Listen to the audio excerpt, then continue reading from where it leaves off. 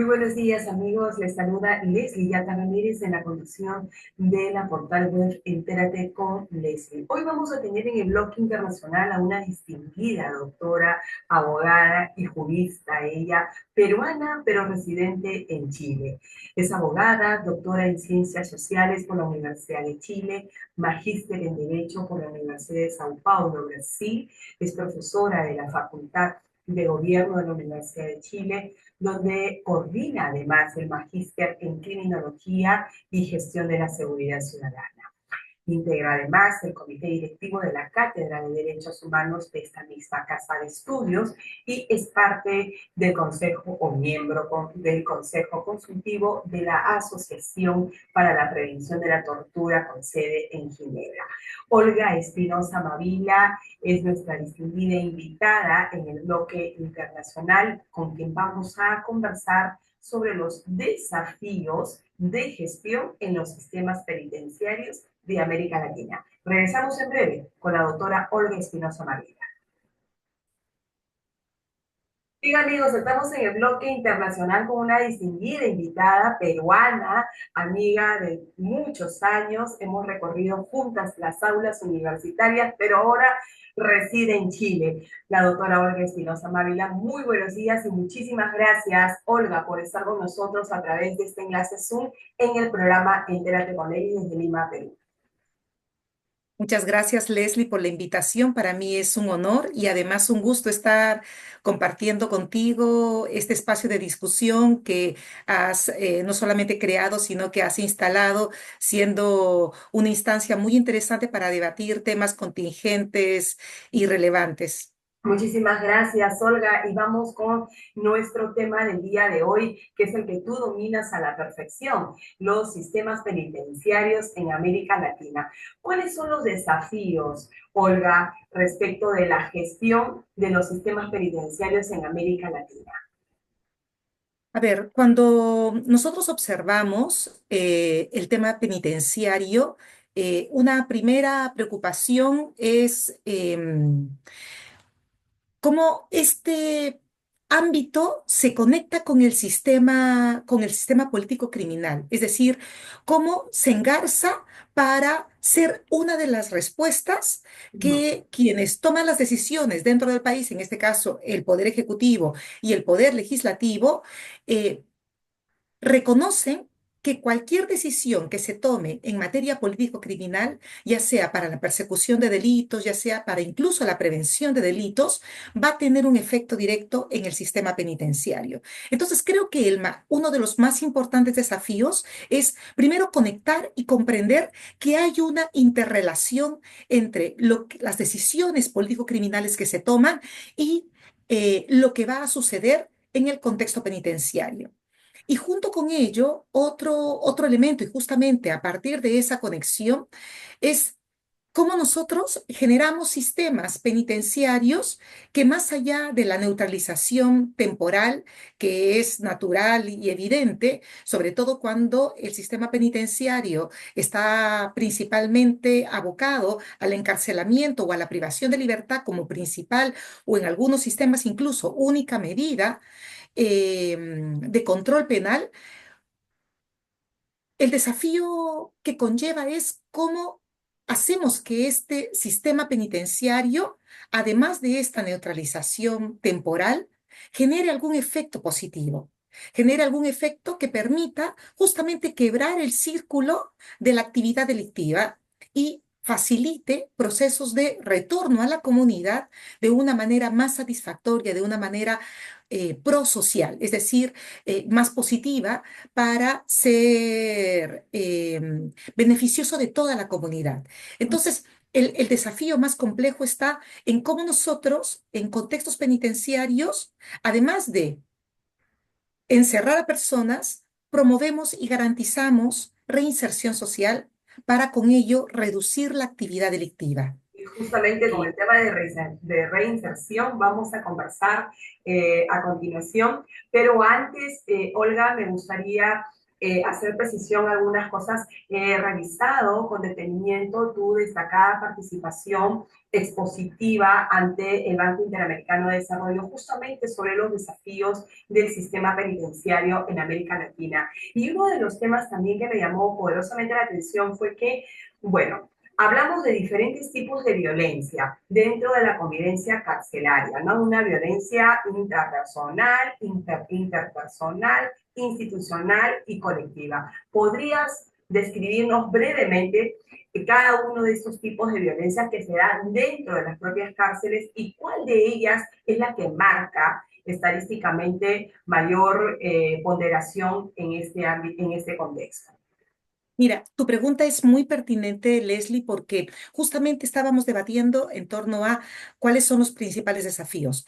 Justamente o específicamente, uno de los principales, ya desafíos más específicos en materia de reinserción social es cómo generar cambios en la vida de las personas cuando la convivencia está mediada por contextos de altísima violencia. Y tú muy bien has indicado que la violencia más mayoritaria, que es la que sobre todo se conoce más públicamente, es la violencia interpersonal.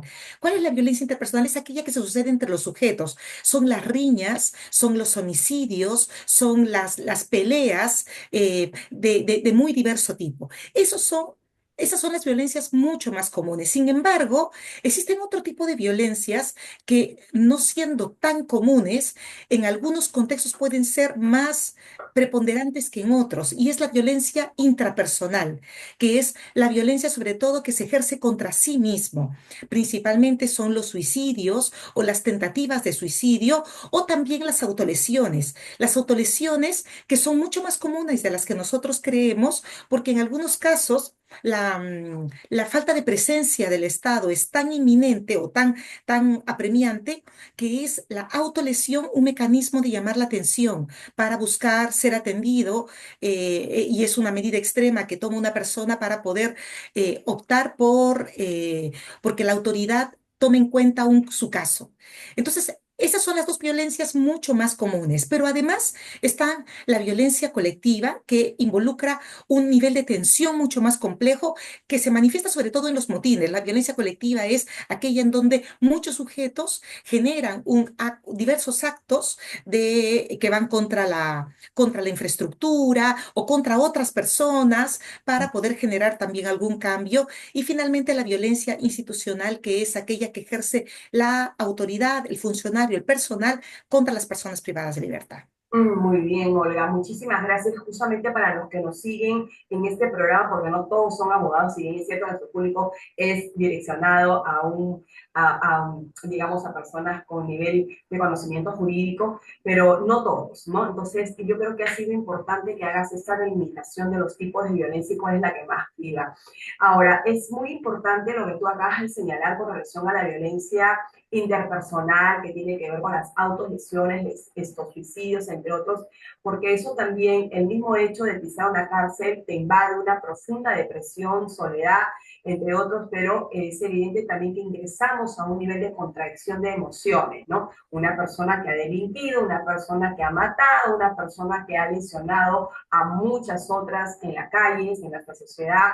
Bueno, lo primero que decimos, te lo tienes bien merecido, ¿no? Entonces, y ahí vamos al tema de la reinserción. Ese va a ser el broche de oro con lo que cerramos esta entrevista, lo estoy dejando para el final porque tengo algunas dudas respecto de ello, pero tú eres una experta y nos vas a dar esta luminosidad que nosotros necesitamos para entenderlo. Un aspecto importante es también el tema de la gobernanza criminal y la gobernanza carcelaria. Tenemos de por medio lo que es el crimen organizado, el narcotráfico, el terrorismo, entre otros. Pero vamos a centrarnos en el crimen organizado. Gobiernan las calles con la violencia, con extorsiones, sicariatos, secuestros, entre otros, ¿no? Y acá en Perú se vive a diario, no sé cómo será en Chile, pero y la gobernanza carcelaria, es decir, quién manda en la cárcel, ¿no? De entre los presos, quién es el que está gobernando. Crimen organizado, gobierna las calles, hace gobernanza criminal y gobernanza carcelaria, Olga. Mira, es una excelente referencia porque es importante identificar, como tú bien lo indicas, Leslie, que bueno, la gobernanza se refiere justamente a esto que tú bien dices, ¿no? El control de un espacio determinado. Y en Mm, América Latina, lamentablemente, existen muchos espacios en donde esta gobernanza no es ejercida por el Estado, sino es una gobernanza criminal. Es decir, es el crimen que toma control de un territorio determinado, de un barrio o de un sector de un barrio y establece sus reglas, impone sus mecanismos de intercambio, de comercialización, de bienes prohibidos en muchos casos y va definiendo las conductas de ese determinado lugar. ¿Qué sucede en el contexto carcelario? Yo creo que ahí es cuando se presenta otro de los desafíos que también forman parte de las complejidades que experimentamos hoy en nuestros sistemas penitenciarios latinoamericanos, que es quién finalmente controla el sistema carcelario, quién controla la cárcel. Y en algunos espacios, más que en otros, hay una disputa por parte del crimen organizado de tomar control de la cárcel. Y lo que sí es importante indicar es de que no hay una uniformidad de escenarios ni siquiera dentro de un mismo país. Es decir, tú puedes encontrar en países como Perú probablemente algunas cárceles en donde hay mayor presencia del Estado y otras en donde hay menor presencia del Estado y son los propios internos que tienen control de esa cárcel. El problema está en cuando justamente el Estado se exonera o el Estado se aparta del control que corresponde a una cárcel y es el crimen organizado quien toma ese control. Pero inclusive, a veces dentro incluso de una misma cárcel hay sectores que están controlados por el crimen organizado y otros sectores que no. Entonces, no hay un blanco y negro absoluto, pero lo que sí es relevante es intentar, primero, reconocer que para evitar que exista una gobernanza criminal dentro de la cárcel, es necesario que el Estado tenga un nivel de presencia. Y alguno de ustedes podrá decir, o cualquier espectador podrá indicar y decir, bueno, pero ¿qué pasa en países pobres como los latinoamericanos, donde encontramos recursos para poder estar presente en todos los espacios como los carcelarios? Bueno, y ahí es cuando es interesante identificar qué otros mecanismos podemos nosotros establecer para poder hacer que el Estado no pierda el control de la cárcel, pero al mismo tiempo incorpore a otros actores que pueden sumarse a las dinámicas y a las estrategias de gobierno que estén ajustadas a las normas del Estado de Derecho, pero que al mismo tiempo permitan la participación de otros actores. Y eso, irónicamente, uno puede identificar en varias cárceles del Perú. En mm, varias cárceles del Perú, el sistema penitenciario ha permitido la participación controlada de internos, de personas privadas de libertad, para poder hacerse cargo de algunas funciones, pero con fiscalización del propio sistema penitenciario, de la propia autoridad penitenciaria. Eso que permite que de alguna manera se mantengan reglas de Estado de Derecho, pero con el control del Estado, y con la participación de las personas privadas de libertad. Estas son instancias que todavía no han sido ampliamente reconocidas, pero que es necesario relevar porque presentan una solución o una alternativa para una situación compleja que es la que experimentan los sistemas penitenciarios latinoamericanos, en donde hay múltiples carencias, mucha imposibilidad de tomar control de todos los espacios y por otro lado también permite ir reconociendo que al final de cuentas no todas las personas privadas de libertad tienen interés en mantenerse en actividades oscuras o actividades criminales, sino también quieren pasar su cárcel, es decir, pasar primero sobreviviendo a la cárcel y ojalá con el menor riesgo de ser víctima de otros delitos dentro de la cárcel claro. y con ello pueden ser colaboradores positivos, cumplir de alguna manera rol de ciudadanos a pesar de estar encarcelados. Entonces, ese es un desafío interesante y que también de una u otra manera se conecta con la reinserción social. Muchas gracias, Olga. Y vamos con la última pregunta, y este es el tema de la reinserción. Eh, digamos, en las calles vemos que el crimen organizado mata gente, destruye vidas, incluso estructuras democráticas, ¿no? Violadores a menores, terrorismo, narcotráfico. Todo este escenario hace que la sociedad en su conjunto no crea en el sistema penitenciario y más bien considere que el sistema, digamos, que las cárceles se vuelvan escuelas, ¿no? De máster en cometer no crímenes. Eso es lo que siempre se ha hecho y Olga, recordarás que eso siempre nos lo dijeron las aulas universitarias. Y parece que eso no ha cambiado. Sin embargo, le pregunto a la experta, ¿no? ¿Qué debemos, tú has hablado de prácticas efectivas para la reinserción? ¿Cuáles son esas prácticas efectivas para lograr una reinserción de una persona o personas que han cometido un delito y que quieren buscar su nueva oportunidad dentro de la sociedad? Y dos, esta es una pregunta que va con dos aspectos. Y dos, ¿tú crees en lo personal que personas que integran el crimen organizado, violadores, terroristas, narcotraficantes, van a buscar esta reinserción? Mira, tus dos preguntas son extremadamente importantes y quisiera partir por la última. Hay un trabajo muy interesante que ha sido desarrollado por un grupo de especialistas canadienses hace ya unas 2 décadas, poco más de 2 décadas, en donde ellos se plantean primero una afirmación que está basada en trabajos empíricos muy rigurosos, y es de que primero, todas las personas somos capaces de cambiar como primera premisa. Todos, todas y todas. ¿Por qué? Porque los seres humanos estamos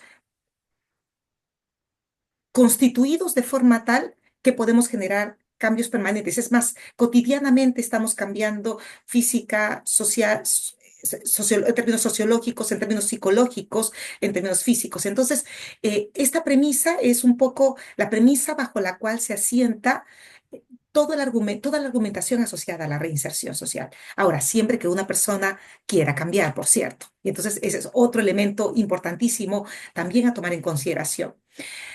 El problema de la reinserción no es un problema de blancos y negros, es un problema que involucra aspectos mucho más diversos y mucho más complejos. Efectivamente, hay una serie de elementos y una serie de trabajos, investigaciones que han ido demostrando que hay prácticas efectivas en materia de reinserción social. Ahora, gran parte de estas investigaciones se han generado en contextos propios del mundo anglosajón. Es más reciente la experiencia latinoamericana que ha ido intentando, sobre todo, producir evidencia de qué funciona y de qué no funciona en materia de reinserción social. Algunos trabajos a ese respecto se han generado en Chile y en algunos otros países latinoamericanos, pero todavía es escasa la evidencia a ese nivel.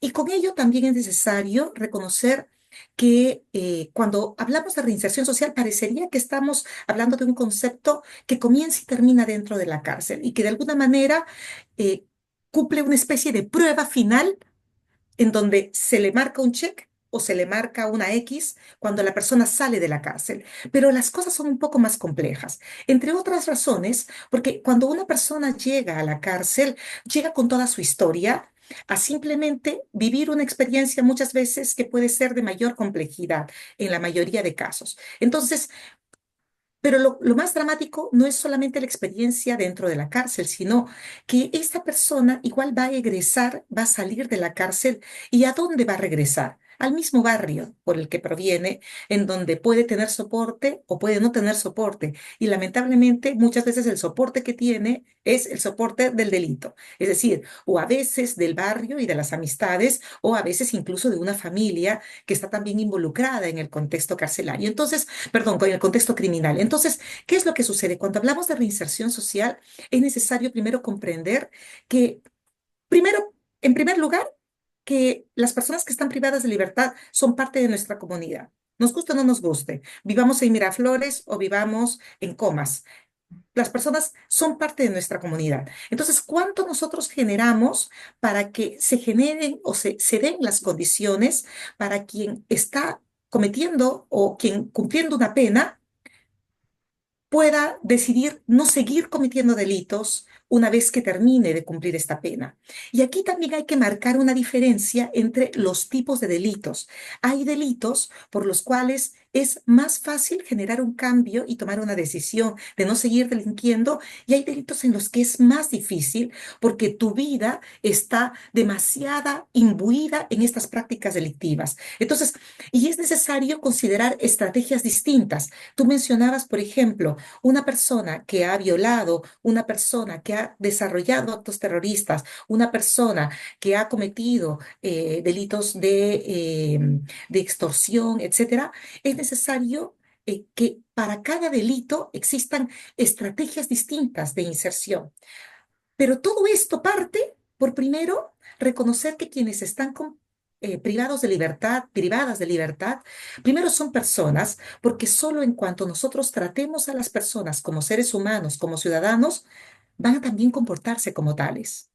Entonces, cuando se genera una condición de vida tan indigna dentro de la cárcel, que se quiebra esta condición, es muy difícil pretender que las personas actúen como seres humanos ajustados a las reglas de convivencia básica.